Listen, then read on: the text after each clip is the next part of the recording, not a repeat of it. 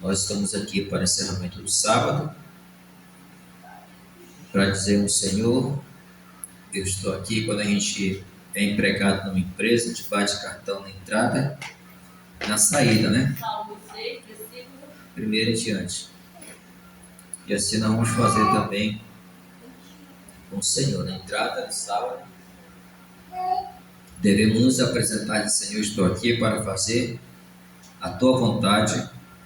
E também na saída do sábado, Senhor, obrigado por este sábado que nos concedeste.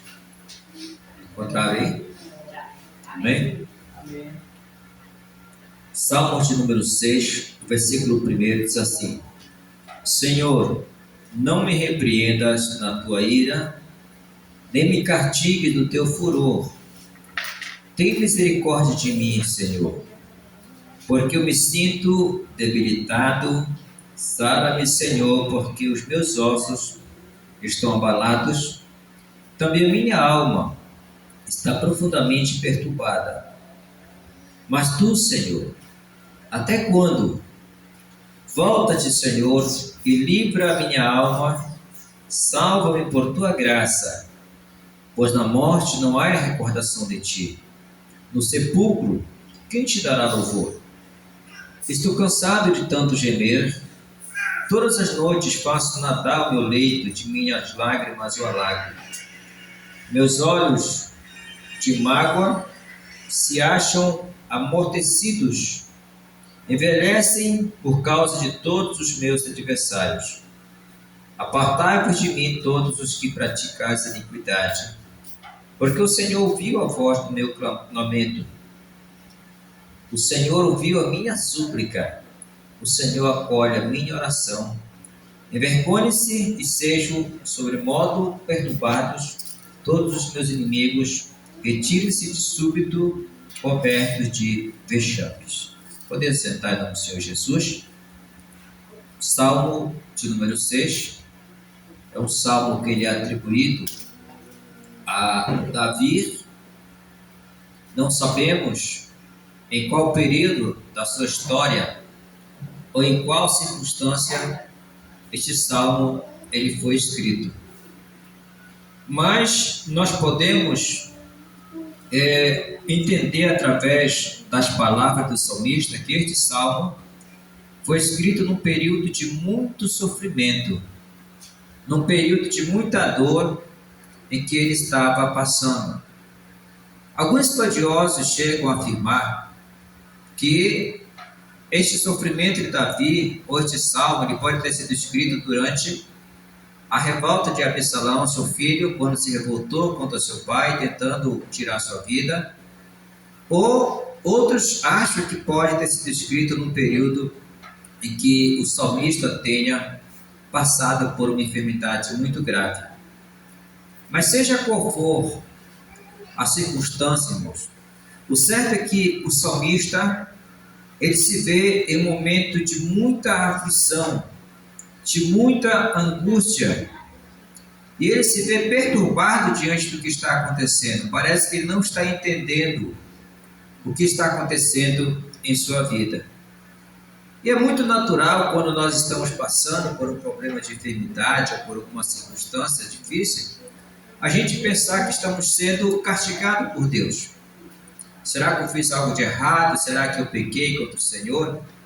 E aqui o salmista ele começa então a sua oração fazendo um pedido ao Senhor: não me repreendas na tua ira e nem me castigues no teu furor. Primeira coisa, Davi reconhece que ele pode estar passando por esta dificuldade devido a algum pecado que ele tenha cometido contra o Senhor. E se esse for o caso, diz ele: não me castigues na tua ira, nem me repreendas no teu furor. Tem compaixão de mim, Senhor, porque eu me sinto debilitado. Sara-me, Senhor, porque os meus ossos estão abalados. A situação do salmista era tão difícil, irmãos, que ele exprime aqui uma dor imensa. Sente seus ossos abalados, e ele se sente uma pessoa debilitada, uma pessoa fraca diante das situações. Tem pessoas que quando passam por certas dificuldades, não sei se algum de vocês já passaram por um momento tão difícil assim, de você não encontrar força sequer para reagir a uma enfermidade, a um problema, e a pessoa se sente debilitada diante daquela situação, mas o salmista ele pede a compaixão de Deus, a compaixão do Senhor. Compaixão aqui é quando o Senhor olha para nós, ele não simplesmente vê os nossos problemas, mas ele se compadece de nós. É como Jesus fez com aquele cego de Jericó.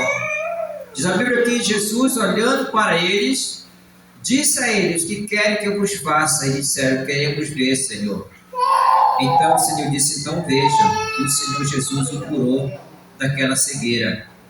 É como ele fez com a viúva de Naim, que estava indo sepultar o seu filho.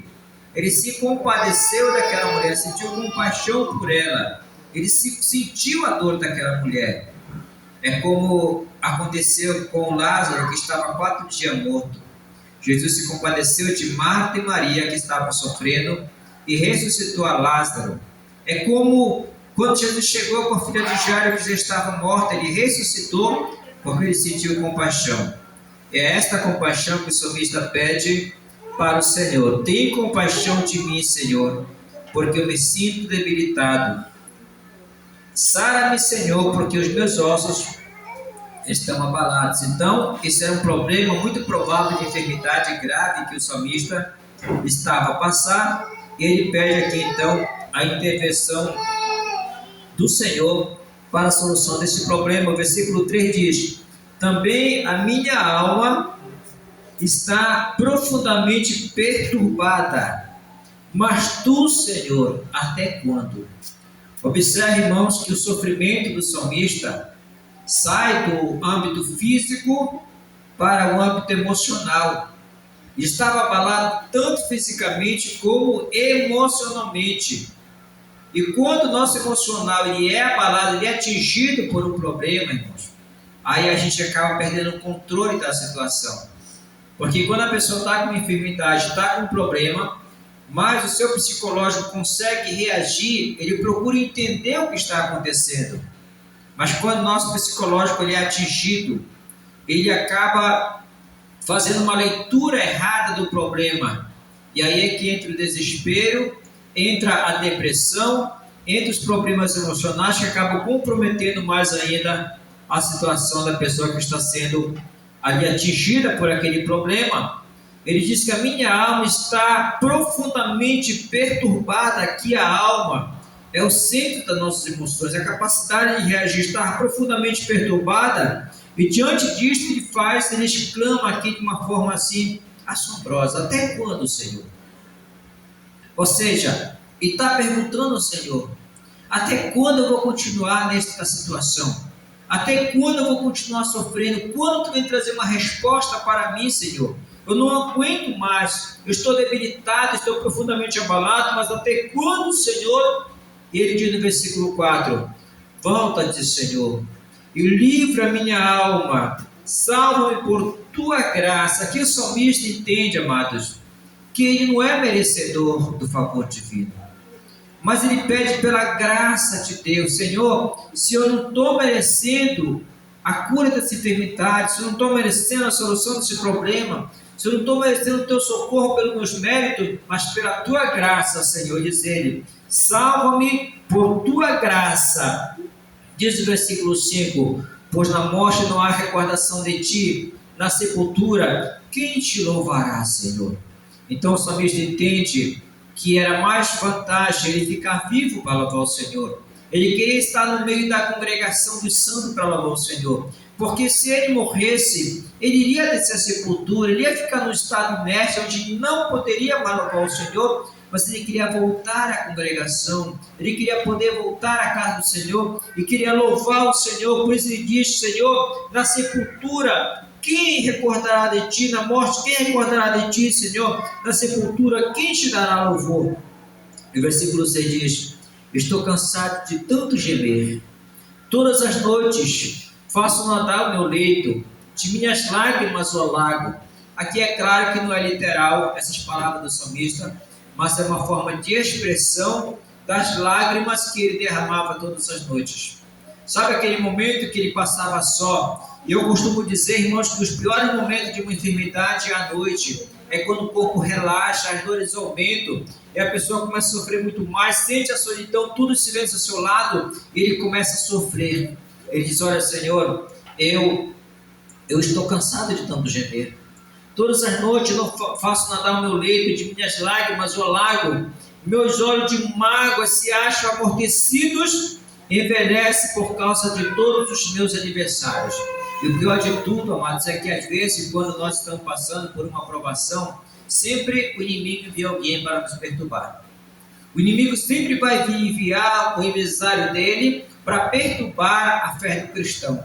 Às vezes está passando por uma provação, por uma dificuldade, e aí o inimigo envia alguém para perturbar a gente, envia o filho dele para perturbar a gente, para criticar você, para duvidar do que você está esperando. Ele diz: Senhor,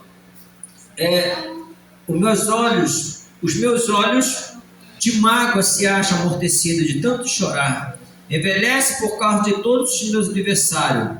Aí no versículo 8 ele diz: apartai-vos de mim todos os que praticam a iniquidade, porque o Senhor ouviu a voz do meu lamento. Aqui Davi ele muda agora.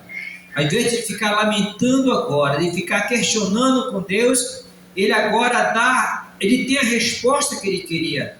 Ele fala para aqueles que duvidavam da sua vitória, para aqueles que apostavam na derrota dele, e diz: apartai-vos de mim todos os que praticam a iniquidade, porque o Senhor ouviu a voz do meu lamento, o Senhor ouviu a minha súplica, o Senhor acolhe a minha oração. Irmãos, é nesses momentos difíceis que Deus ele vai sempre estar do nosso lado. O salmista diz em outros salmos que ele é socorro bem presente na hora da angústia. Pelo que não temeremos, ainda que os montes se abalem para o seio dos mares, ainda que as águas se tumultem e se perturbem, o Senhor sempre estará conosco, amados. Então a nossa oração ela vai ser ouvida, não importa o tempo que vamos passar de sofrimento e de dor, mas no momento certo a resposta ela vem do Senhor. O Senhor vai trazer a resposta para os nossos dilemas, para os nossos problemas, como trouxe para o salmista. Ele diz, concluindo o versículo 10: envergonhe-se e sejam sobremodos perturbados todos os meus inimigos, retire-se de súbito e cubram-se de vexames. Amados, aquele problema que quer nos envergonhar, aquela enfermidade que quer nos envergonhar, aquele inimigo que quer nos envergonhar, eles é que vão ser envergonhados. Diz a palavra do Senhor que os nossos inimigos por um caminho virão até nós, mas por 7 fugirão da nossa presença. Se nós confiarmos no Senhor, colocarmos no Senhor a nossa esperança, se nós apresentarmos a Ele o nosso clamor, a nossa dificuldade através da oração, pratique o hábito de orar todos os dias e você verá como Deus Ele vai transformar a tua vida, como Ele vai mudar a tua história, como Ele vai trazer uma nova história para cada um de nós. Então que Deus seja louvado, que Deus seja abençoado, que você continue sempre buscando esse Deus, que Ele dará vitória a todos nós, em nome do Senhor Jesus.